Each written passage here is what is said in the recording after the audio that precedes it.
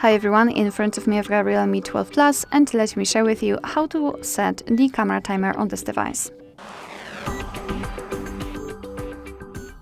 So let's start with opening the camera app.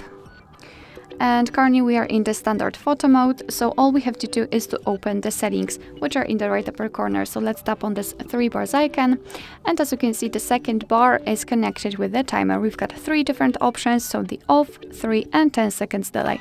Let me choose 10 seconds delay. As you can see, it is highlighted. What is more, we can see the countdown inside the shutter button, which is a nice touch, so you can always check whether you've got the timer set or not.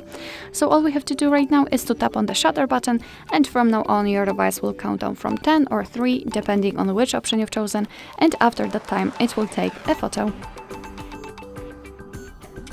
Okay, perfect.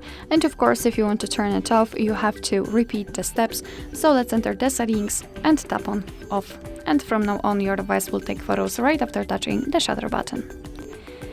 Alright, so that will be all. Thank you so much for watching. I hope that this video was helpful, and if it was, please hit the subscribe button and leave the thumbs up.